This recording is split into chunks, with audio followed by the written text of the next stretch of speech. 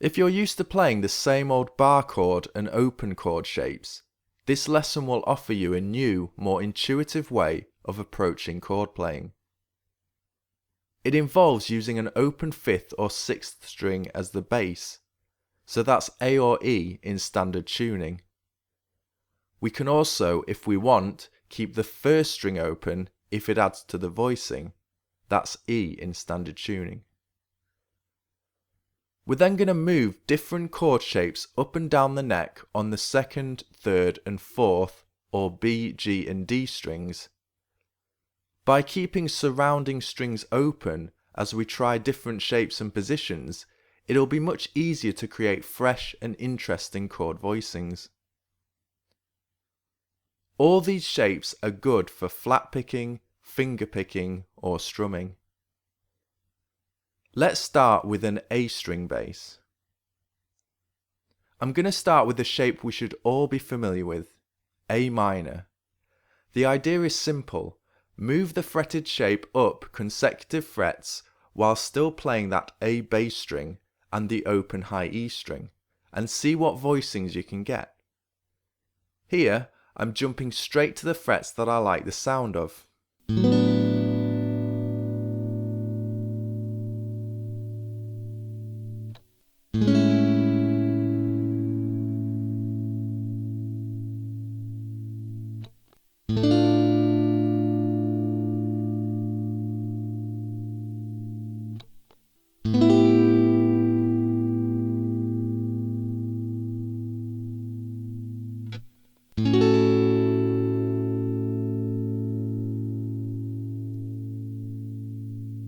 So already, we have some usable chord ideas built on an A root.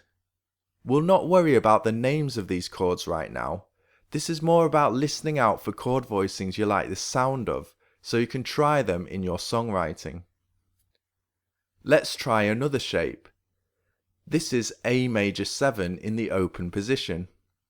Again, we can try moving that finger formation up the fretboard for some new sounds.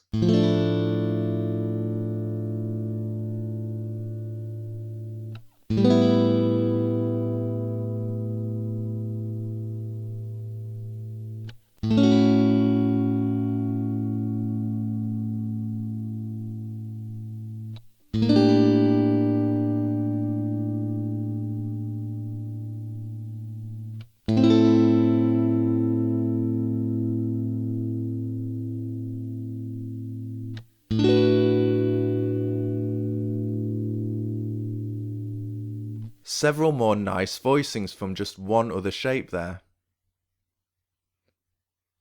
With just these two shapes, and the A string as our drone bass note, we can try creating a simple movement of harmony.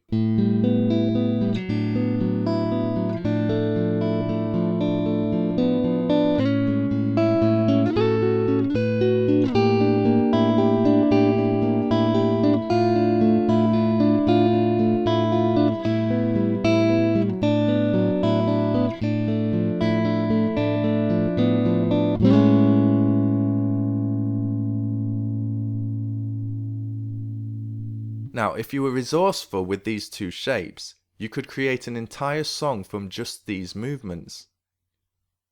This is a very carefree, open way of approaching the fretboard, a refreshing change from studying chord charts. I'm going to shut up for a few minutes while I show you my exploration of this concept, using more shapes up and down the neck.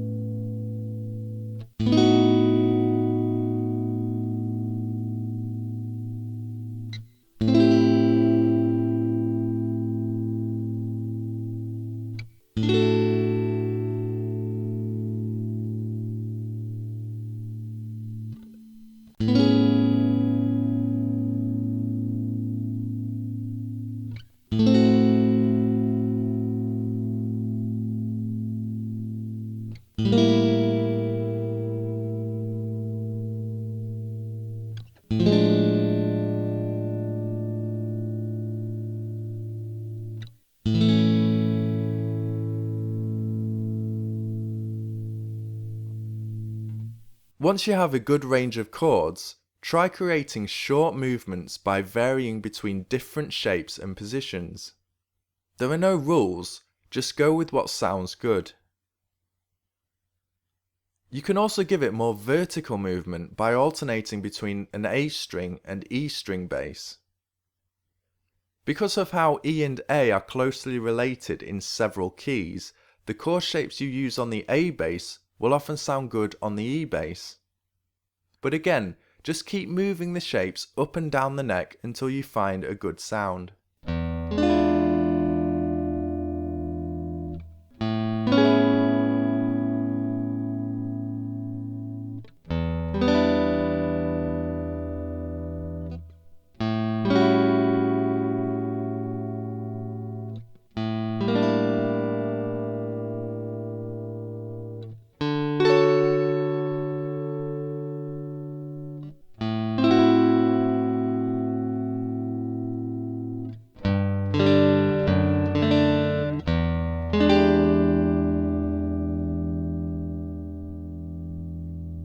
Be careful to block out the A string when using the E string bass so you don't muddy up the chord.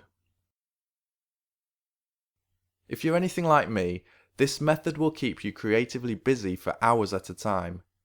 The beauty of it is there's nothing too physically demanding, no metronome drills, no studying charts, just open ears and free exploration of the neck. Use it to work on your finger picking if you like, using your thumb on the alternating bass and your index, middle and ring fingers on the treble strings. Now, I know I said this was about not having to study diagrams, but if you'd like some ideas to get you started, see the lesson page where I've picked out some of my favourite shapes and positions. Cheers.